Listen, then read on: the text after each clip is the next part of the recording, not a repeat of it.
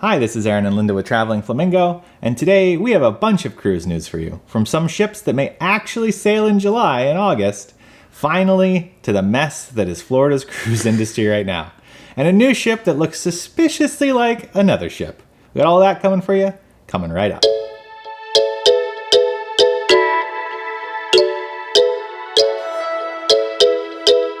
Let's start with test cruises. Cruise lines and ports are busy making preparations to begin cruising. One of the requirements from the CDC is that for cruising to start, cruise lines have to do test cruises unless they have 98% of guests and crew vaccinated.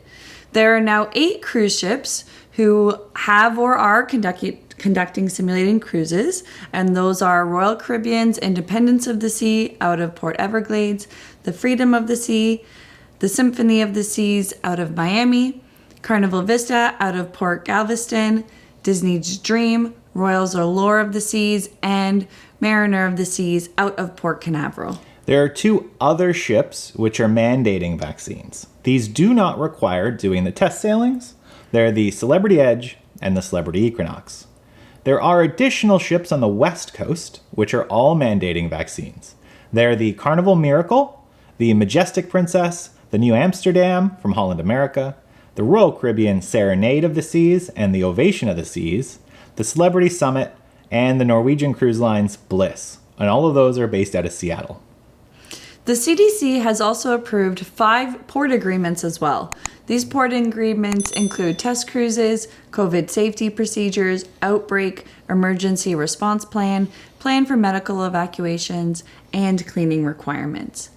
The end of June is when most of these test sailings will be happening, so it looks like we're going to see these test cruises start up real soon. To participate in one of these cruises, you need to be 18 years or older. You will be tested before and after the cruise. The cruise will be a minimum of 3 days and 2 nights to allow for social distancing during the cruise. Entertainment and dining capacity cannot be over 10%. Clearly, there are a lot of people who want to cruise, as Royal Caribbean had over 200,000 people apply to be part of these test cruises. Disney's test cruise will be on the Disney Dream and will sail from Port Canaveral for 2-night cruises. Once more, cruise lines doing the test cruise will not be required to have vaccinated passengers. The president of Disney Signature Experiences, Thomas Maslum, sent a letter stating, "We now have the green light to conduct our 2-night simulation cruise aboard the Disney Dream from June 29th to July 1st, sailing from Port Canaveral.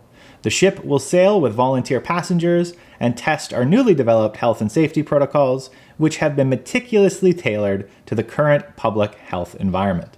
All of these protocols are essential to cruising responsibly, and Disney Cruise Lines couldn't be more committed to making vacation dreams come true as it prioritizes the well-being of all who step aboard our ships." I'm not surprised that they've had over 200,000 people sign up for a test cruise or to try and be on one. I'm sure if it would fit our schedule and, well, the border situation would allow it, I would definitely be signing up. But I am very excited because we are starting to see things moving forward, and I think it's hopeful. Mm-hmm. But this does bring us to the sticky situation that's happening between the CDC and the state of Florida. The CDC stands by its statement allowing cruise lines to mandate vaccines. So as we know, there's a lawsuit that's going on between or against the CDC from Texas, Alaska, and Florida. And basically, they want the CSO, or the conditional sail order, to be removed, which would allow cruising to go back to the way it was before the pandemic. Keep in mind that in Florida, the governor has said that cruise lines cannot ban passengers from travel who have not had their vaccinations yet. This creates a huge issue. Right now, if a cruise line says vaccines are mandatory, you could start sailing right away. However, since they're not allowed to say that, as Florida has passed a new law fining cruise lines $5,000 per passenger if they're required to show proof of vaccination. So that's a bit straightforward, right? Florida wants this conditional sail order removed so they can start sailing immediately without these test cruise sailings, and that would also mean the cruise lines don't have to mandate vaccines. But for Alaska, it's a very different story. Remember, usually a non-American ship to sail in U.S. waters has to hit a non-US port somewhere on its voyage. This is why for Alaska, you stop in Canada.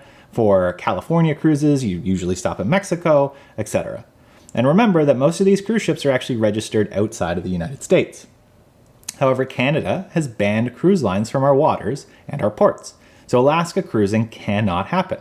So an amendment was made to the conditional sail order, allowing temporarily US-only cruises in Alaska. If Florida succeeds in getting the conditional sail order tossed out, well, the Alaska season's gone, because you'll once more have to stop in Canada, which is closed, as that was an amendment to the conditional sail order. So really, who knows what's going to happen? Will the conditional sail order be tossed out, or will it stay? Will Florida actually fine cruise lines if they decide to have vaccinated cruises? One thing's for sure, it's a mess. Right now, I think the biggest hope for cruising in the short term is twofold. One, test sailing's complete and ships can sail with paying customers regardless of vaccination status. And two, you can cruise from the Caribbean or other countries around the world. So really, that's kind of your two options that you've got that we know are moving forward.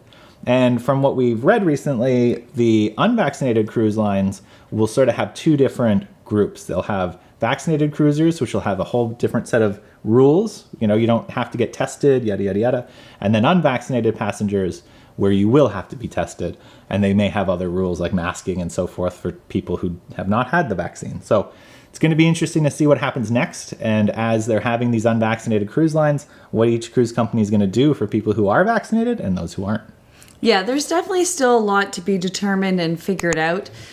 And it doesn't do anything well for us Canadians. But I do feel the CDC is approving so many test cruises so quickly and allowing vaccinated cruises to start immediately. It's a great sign regardless of whatever's happening with the lawsuit. And I think I'm just trying to stay optimistic with that. Yeah.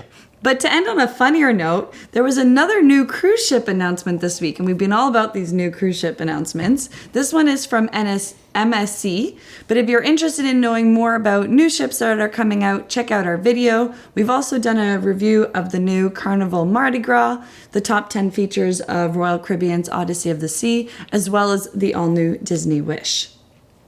So this new MSC ship, the MSC World Europa, will debut in late 2022 with 22 decks, and it's around 205,000 tons and a total length of 1,093 feet long, meaning it is 4 decks taller than the Oasis class ships from Royal Caribbean, but it's just a bit shorter.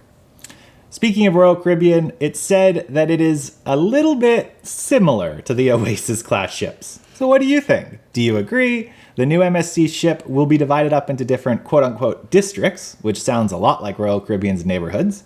Heck, it even has a dry slide on the back of the ship, just like the Oasis-class ships. Historically, MSC historically hasn't been popular with American cruisers.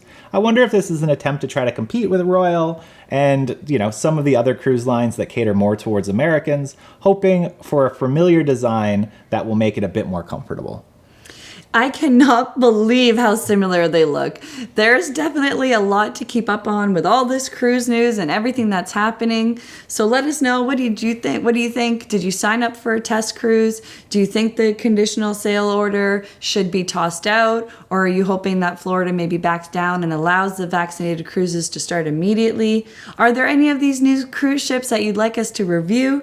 And thank you to everybody who watched to this point in the video. We really appreciate it.